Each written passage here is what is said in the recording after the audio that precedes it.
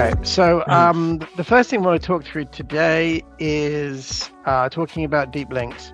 So deep links is a really powerful feature in Bravo, and what it basically means is that you can actually connect. Let me just show up here. You can connect your. I'm just showing the screen. You can connect your app so that you have a link which can come from anywhere. Could be an email, could be a Slack message, could even be a notification. And clicking on the link will actually take you into the application. Now, obviously with Bravo, often your application isn't just a series of screens. Some of the screens can be dynamic, as in they're generated off APIs. So in other integrations, there's a deep link section where you can set it all up, and you can put your and really what it's doing here is it's talking about you have to put in the URL from Bravo and the URL from to go to desktop if it's not a link being clicked on by a mobile device. This is how Bravo straightforwardly connects it up. But often you want to have a bit more control, or you want to connect. You want to be able to pass in variables. Like imagine your back end is saying, okay, I want the deep link to generate to go to this page or to this user. There's a whole bunch of situations you want to have, and what we've got here doesn't necessarily give you the exact link that you need. And so what we've done is we've generated a quick Google Sheet document to help you generate the deep links that you need to give you a bit more flexibility. So I'll just talk briefly through it, and if there's any questions, we can go into it. This is a little bit technical, so I mean, if it's too much, I would stick to the standard links that we get from Bravo here. But if you've got control over your back end and you want to be able to specify exactly the parameters of where it goes, this is how it would work. So what I've got here is these buckets here, or these cells here, are the ones that you need to complete, or information to generate it all up. The first one is the app ID, the first couple of app ID and screen ID. This is really saying what is the Bravo app ID and the screen ID of the page you want to go to. So and you can get these normally by just going to Bravo and going to an application and then going into one, and then what you'll see here, this line here is the app ID, and this one here is the screen ID. So you can quickly identify the screen that you want to have in the app. So you can get that from there and then drop it in here. This is probably the most important one for this particular exercise. This is really saying what is the data you want to send to that. So in the same way the API returns data, you want to put in here, let's say you want your user ID to be 5. Okay, so that will then, so you set the variable you want to set, the one that's as you do with the API and the APM binding, and the number you want it to set to, and then what happens is this will regenerate this encoding, which we use later on, and it will use it further down. Then the other ones are things you can add in as well. There's the URL that you can go to if you're not on a mobile device with a Bravo installed, so you can redirect to where you can download the app. These three here are really used predominantly for when you've actually published your app. So these are your package name, your bundle ID and store ID, which you get in part of the publishing process. And then this link here is being generated from the variables up here. So you can see you've got the app ID and the parameters encoded. And then the last one is when you set up Firebase with a URL shortener, you have a prefix which you can put in here, and these bits are really helpful for the deep linking for your published app. You can see there all those parameters that I've set from up here in this one. If you're just testing it in Bravo Vision, we can also generate a link here. So this link, if I click on it in a mobile device which has got your app on in Bravo Vision, it'll go straight to the page you specify. So using this spreadsheet, you can have a bit more control, and I think at some point we will build some more generators within the platform itself. But just to help people, give them a bit more access for the meantime, we thought we'd just create this deep link generator. And I think, Javier, if you think it makes sense, maybe we should put a link to this in the help page, so people have that option as a reference. Yeah, definitely, it's a good idea.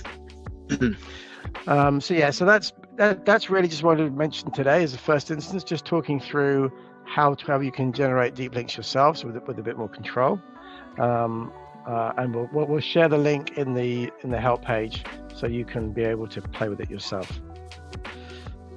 Okay, that's any questions on deep linking or deep link in general or this generator? Otherwise, we can maybe go on to Javier's topic. Yeah. Nobody. Okay, no one saying anything right now. Okay, so Javier, do you want to go into your topic? Yeah, so well, I picked one question that someone wrote in the community because it's an issue some people find from time to time. So I thought it would be interesting to talk about it in case you have a similar problem when you're building your app. In any case, if like at any time you can just write a question in the chat if you want, if there is something you want to ask. So just feel free to do that anytime. I will just share my screen. Okay. So, well, the question I wanted to talk about, or the issue I want to talk about, is what happens if I create a list and I encounter that the placeholder I created in the design repeats like every certain time, right? So in this case, a user is saying that the list is working as expected, but every time they post a new item, the placeholder appears.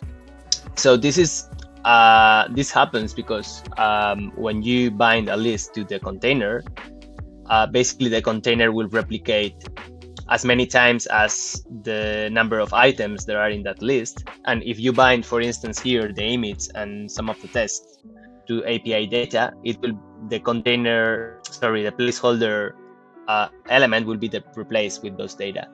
But in case you have an empty item in the list, actually you will see that the placeholder will just replicate itself. It will be the same placeholder you created in your file.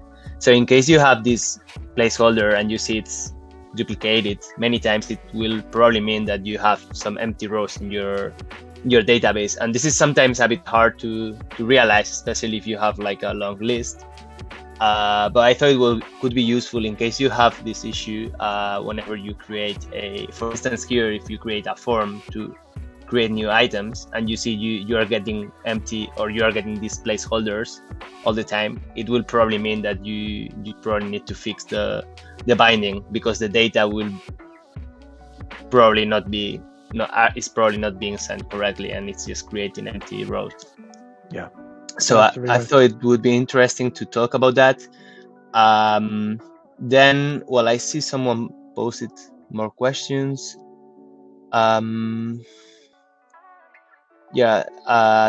asking about some stuff regarding the audio play.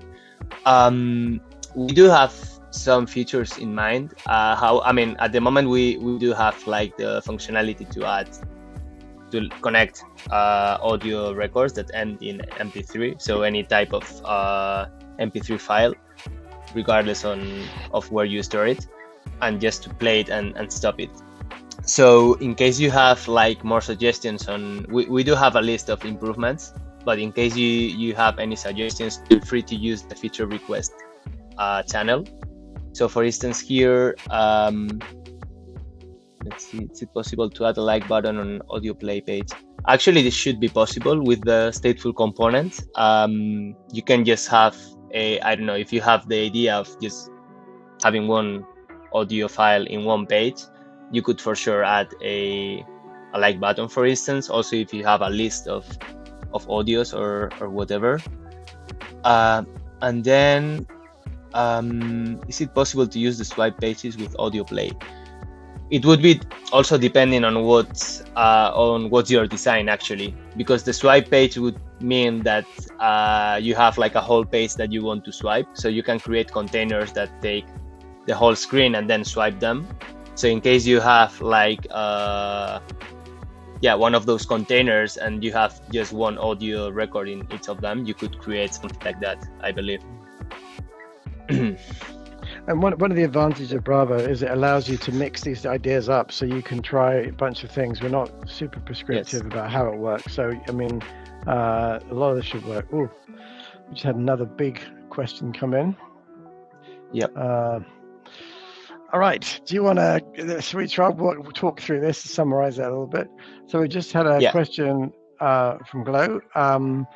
2 tables in Airtable: a user sign-up table and a user's post table. When a user signs up, the information goes to the user sign-up table, and when they make a post, the post goes to user post table, and linking in the device ID. When the user makes a post, only the device ID is posted user post table. I cannot link post.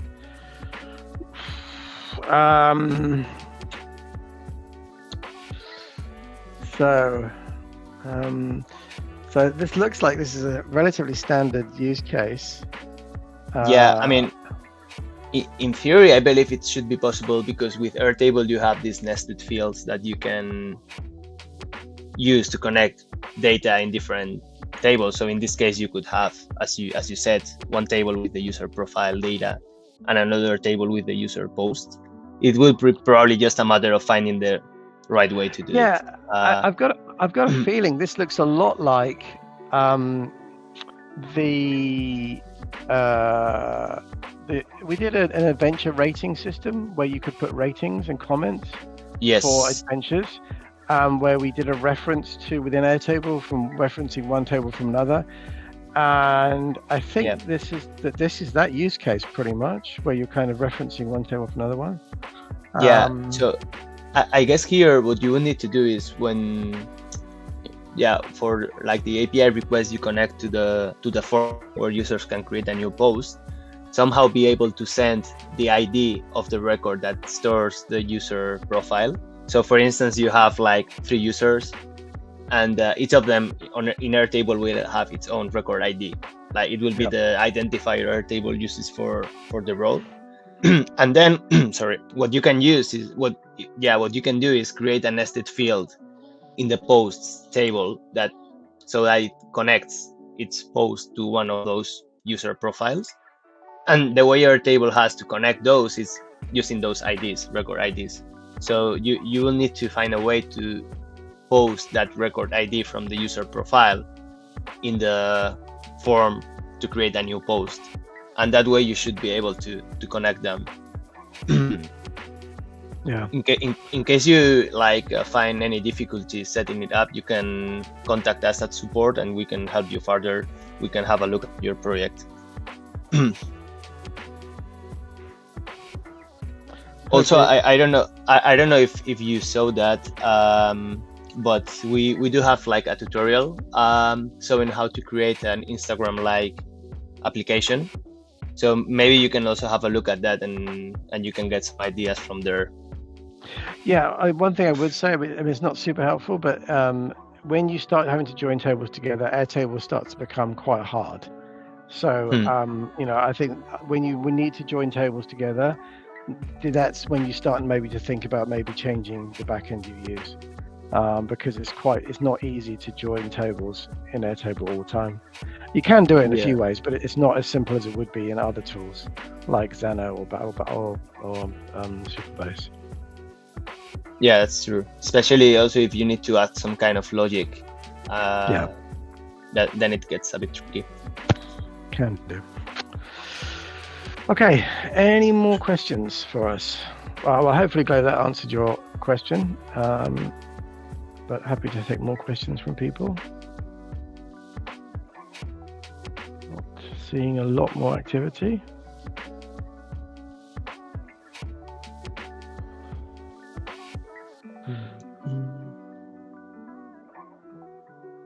What I will say, just while we're here, is we've just launched a business support package, which is to enable people to help onboard them into Bravo, but also to support them if they're using Bravo in production, because obviously they will need a sort of premium support, and actually one of the big advantages is that feature has got the early an early release of in-app purchases. So we have in-app purchases available for people to use on the business support plan. So if anybody wants that feature, it's definitely worth contacting us through the website about that, because I think in-app purchase is going to be a really powerful feature for a lot of people.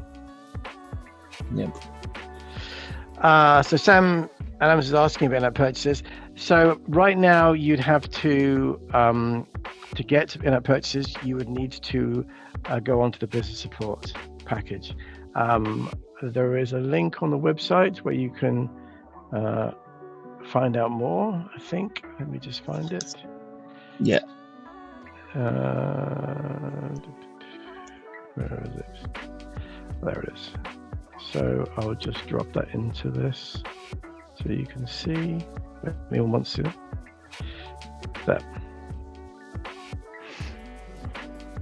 There. So at the moment it's only on business support package. The main reason for that is because it's a bit more involved getting it set up. We're actually working in conjunction with a tool called Revenue Cat, which simplifies subscriptions because it works with both Android and iOS. So there's a little bit of setup there, which is why we're in the initial releases in the business support package.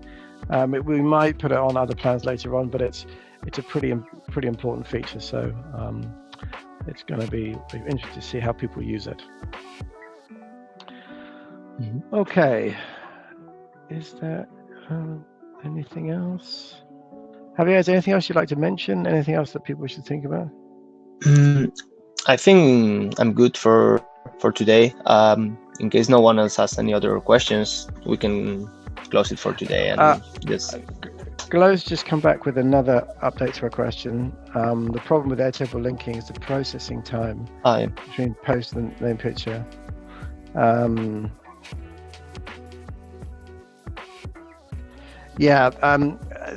This is, I would say, Glow, this is the part of the problem with Airtable. It becomes difficult to, some things become quite hard with Airtable. One option, I would have a look at some of our tutorials. We have done some stuff with this in the past where we're linking between two Airtables without using automation, using it directly. And you have to do some lookups and stuff to be able to link the table with the references. The difficulty is getting the reference to the other table. That was often the challenge, because it's not easily available in Airtable. But it is possible to do.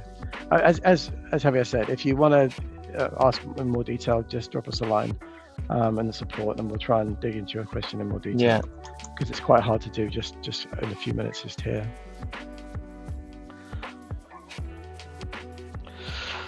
Okay, I think that's it for now. Yes. Hope we helped some people today. Thank you, Javier. And if you got any requests for next, let us know if you've got any requests for stuff to cover next time. But thank you very much, and have a great weekend, everybody. Have a great weekend. Bye-bye. Bye.